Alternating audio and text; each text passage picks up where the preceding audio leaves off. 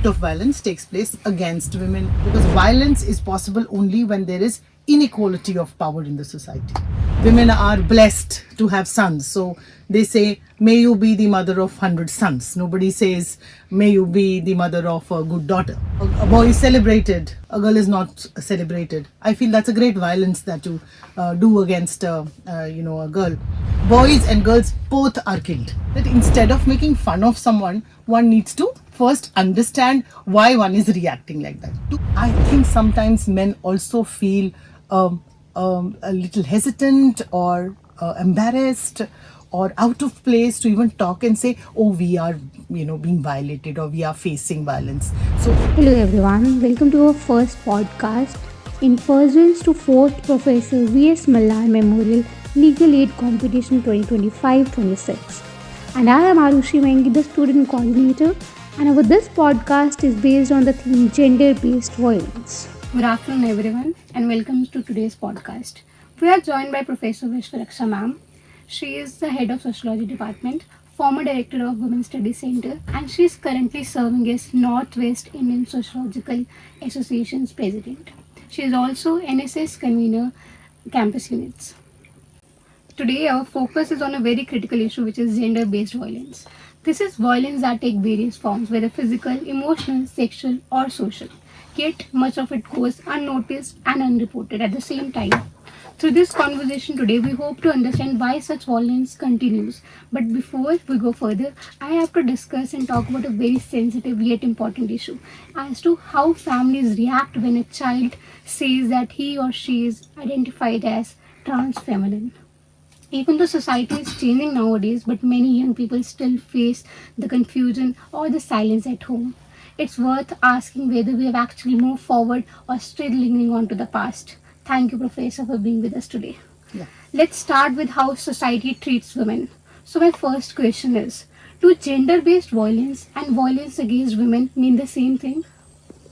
Arushi, the first thing that we need to understand is there is a difference between this gender and when we say women. So gender is a neutral term, and women, when we say, we are only talking about one particular gender, which is women. Gender would include women, men, other genders, all forms of gender. So when it comes to your question, which is gender-based violence, then it would mean violence against any of the genders. So it can be against men, transgenders, women, children, anybody. But then when you say, violence against women, it's very, very specific.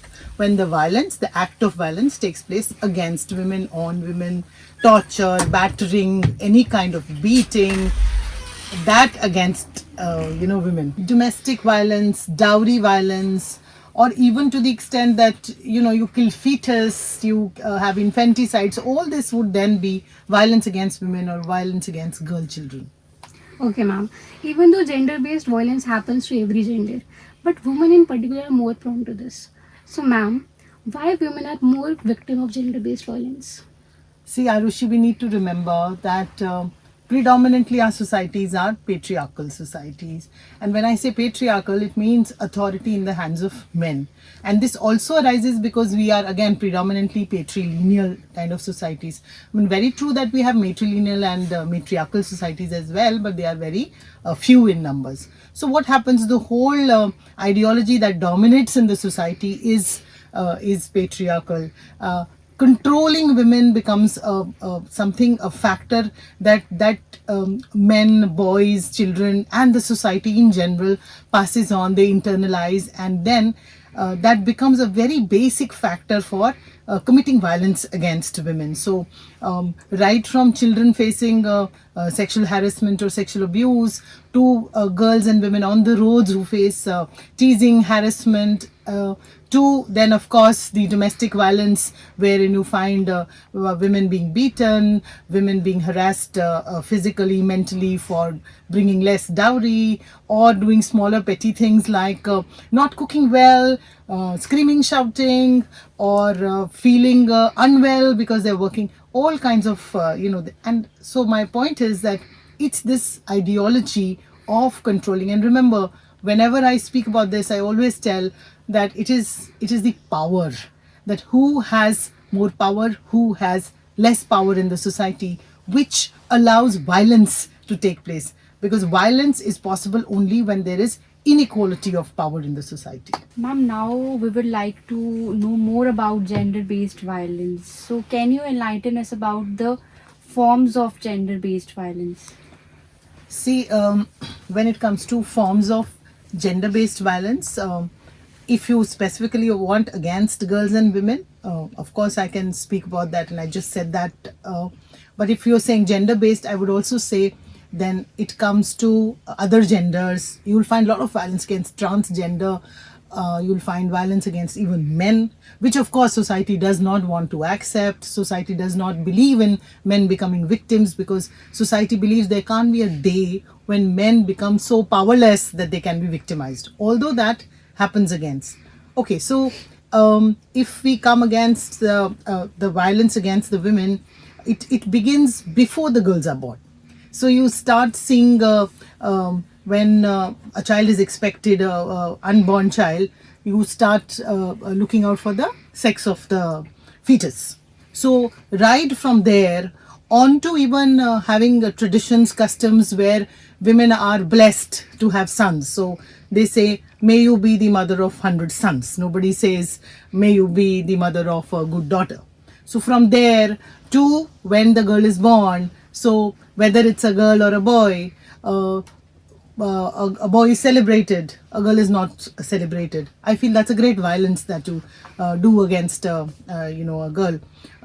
To when you don't allow girls to go out to exercise their choices, allow them to get educated, allow them to have their own choices when it comes to education, which field, science padna hai, commerce padna hai, etc. So I think that also is a violence. To a much more physical, gory kind of a violence, which is you have cases of acid attacks, which I feel is again linked with the whole ideology of men trying to control.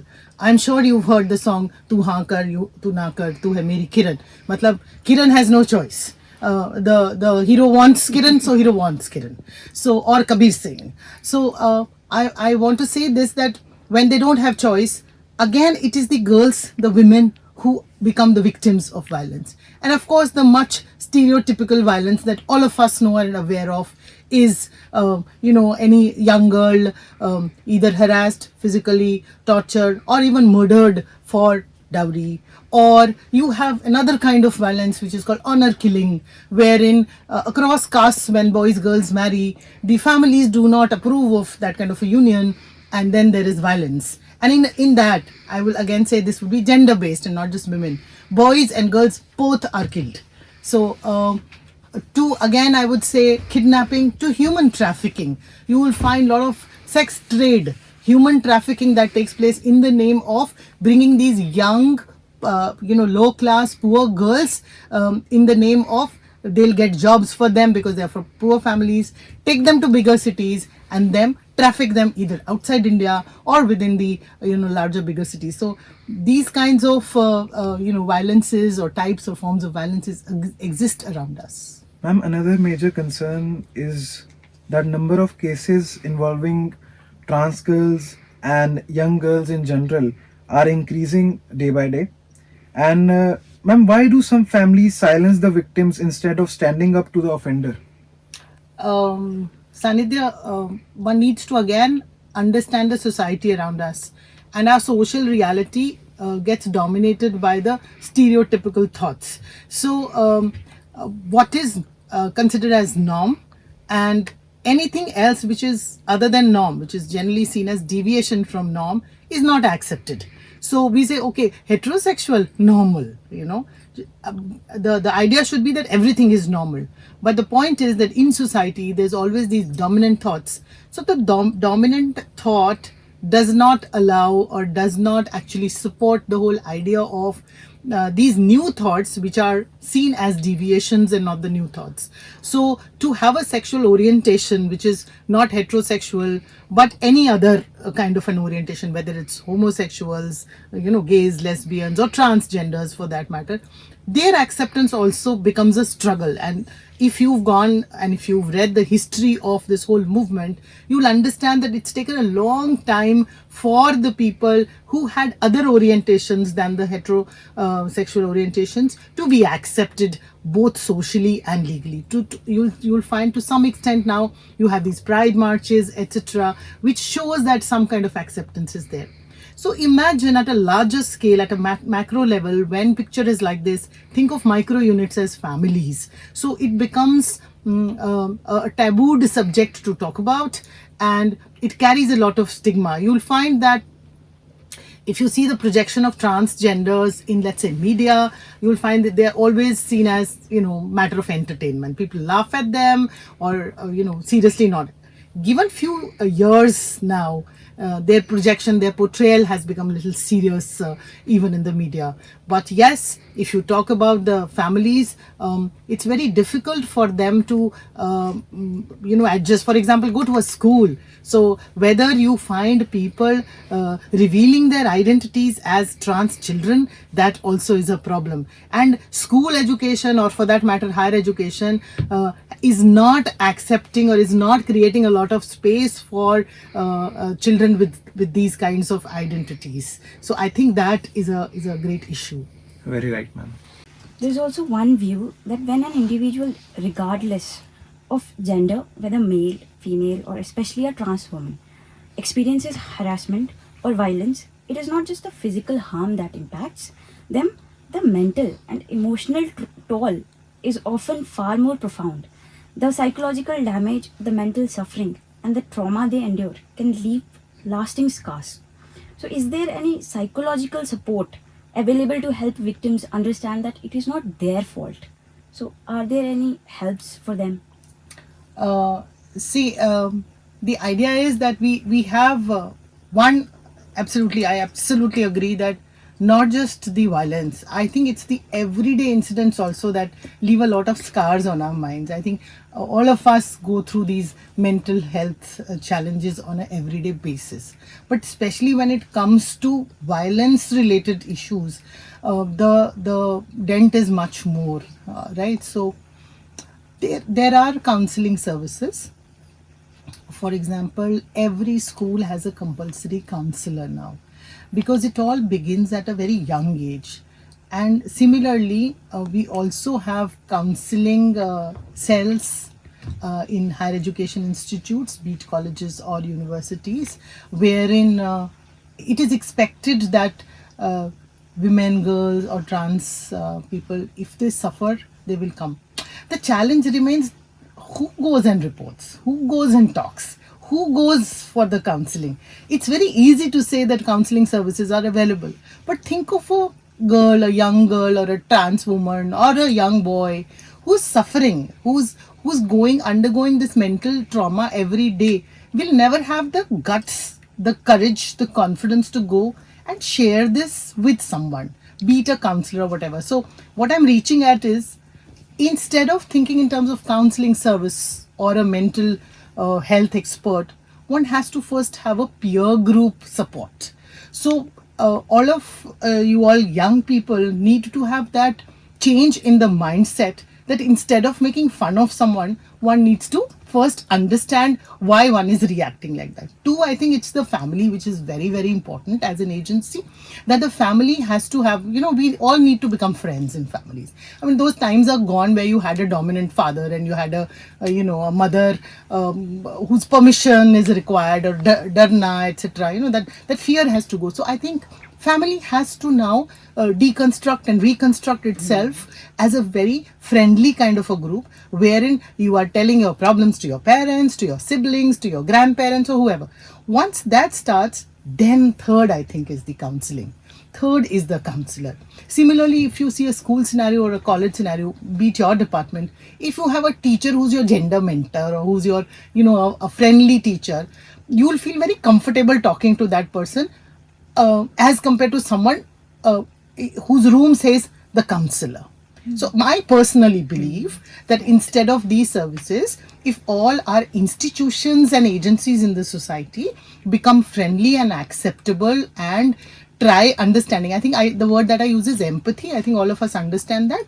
If we become empathetic, and then I also very forcibly talk in terms of sisterhood, that brotherhood exists, let's all have sisterhood, and which again means hold hands. So having fun should be a different situation than making fun of others. So we change our mindsets, I think we won't even need counselors. Yes. So, ma'am, there is a certain increase in violence against men all over the world. So, my question is, why don't we talk about men in as a victim of this gender-based violence, and why it is an underrated epidemic?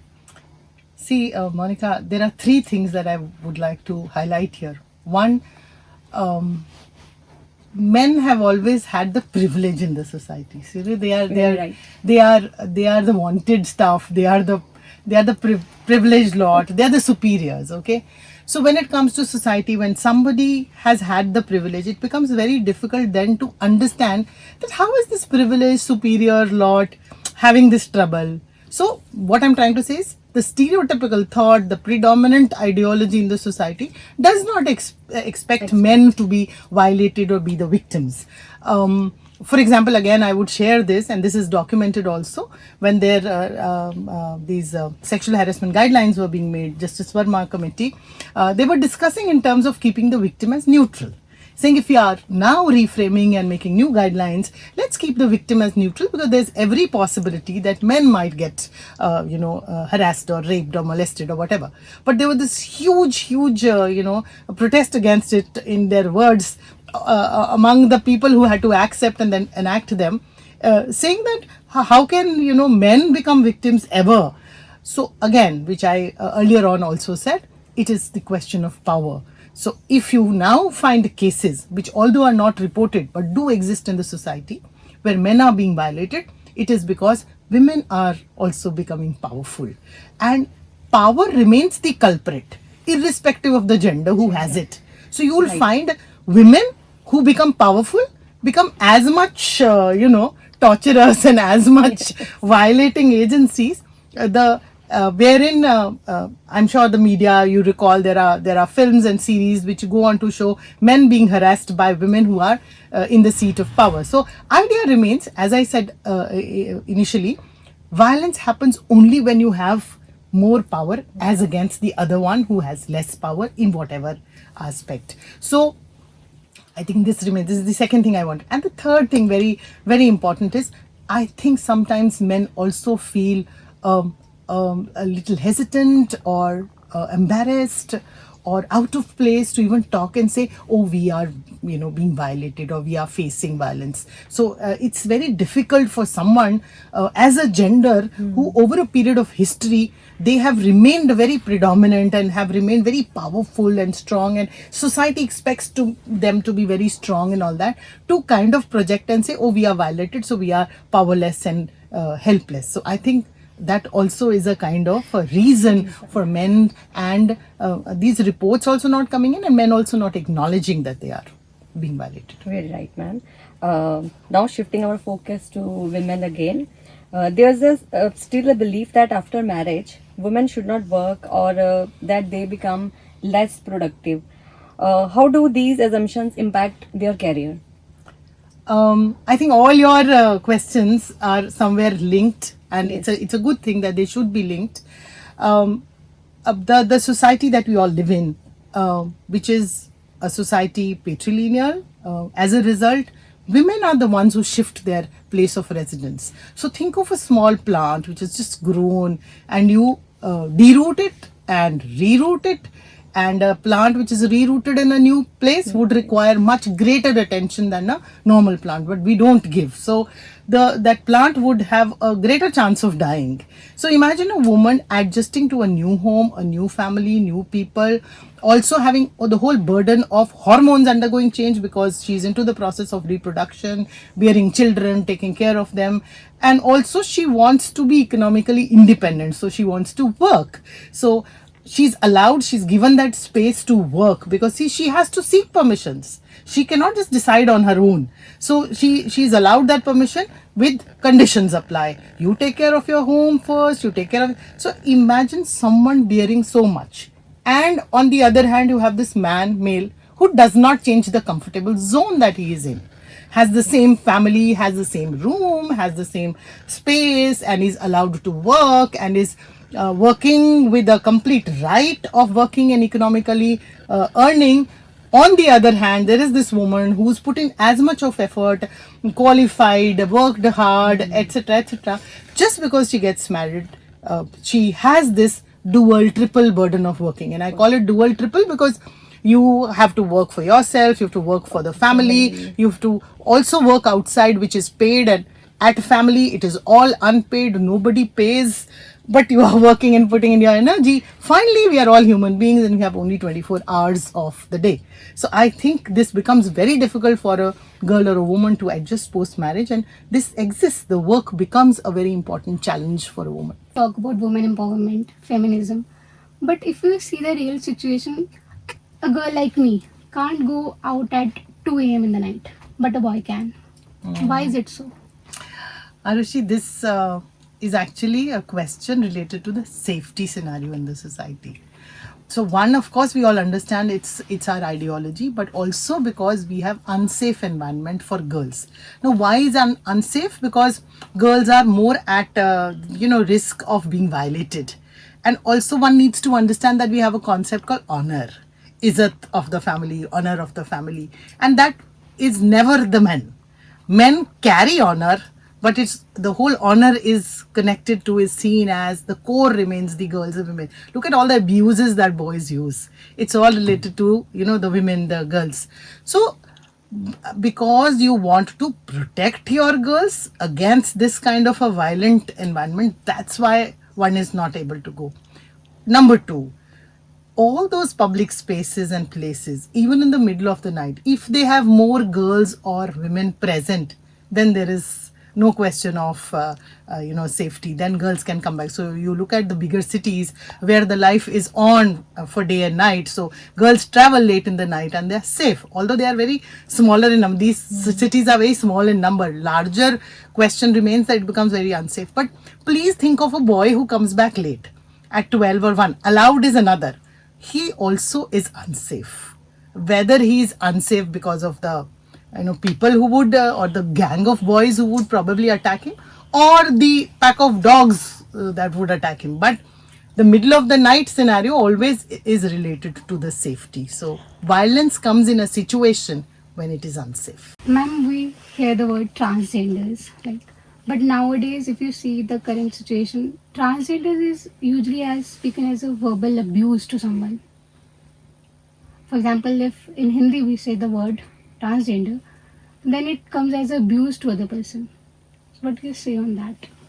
See, it used to be called known as abuse, not anymore. I mean, imagine you've had this Transgender Persons Act since 2019. You are in an institution where you have a reservation now for a transgender person. I've been part of a committee which actually has brought in at the school level not just guidelines for the boys and the girls, but also for transgenders. So if it is happening at the school level, it's happening in the college or higher education institutions. So it doesn't remain abuse anymore. For example, now whenever there is a new category community trying to make their identity assertion, it's always, the number is always less. As soon as a day arrives when the number goes high, things will improve. But I think what you were saying was right of the years gone by. But now it's no more. I mean, the time has come when you can also tell your peers, if somebody calls you by that name, so what? I have a separate seat, I have a separate toilet, I have a separate, reservation in jobs. So it's better to be a trans than be a woman. Ma'am, nowadays we are observing people say that there is a bucket full of laws to protect the women. But now, as the scenario is changing, men are being the victims of very cruel violence. So, don't you think that there should be laws for safety of men also? Okay. Okay. See, the idea remains till very late, all the laws were not women friendly.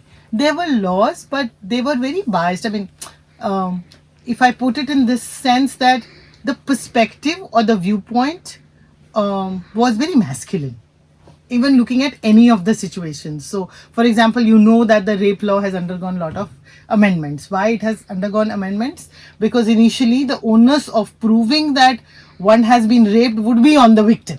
Now it's shifted. Now it's the accused who has to prove that he's not committed the crime or has to. So now this makes it more neutral, more women friendly, the law. Otherwise one would say, oh, law to hamesha se it has existed. Secondly, what you're trying to point at is if the data, the cases get reported and the society starts looking at the visibility of violence against men would be there, I'm sure the law, new law or an existing law would change to accommodate that crime. Because it's not visible or it's not being reported, so that's why there are lesser laws. The third point that I want to highlight here is that it's also very important that there should be organization. For example, in Pune there is an organization called Purushwatch, wherein men also organize themselves and speak about their problems, their challenges, which also include violence against them. So if there are organizations which try to put forward their case, then I'm sure there will be a day when the laws would start including men as well, and I would prefer to call it that there will be more laws which would be gender neutral. Thank you so much, ma'am, for taking out your precious time and being with us today. It was a wonderful session. Welcome. I enjoyed it a lot. Thank you so much, ma'am.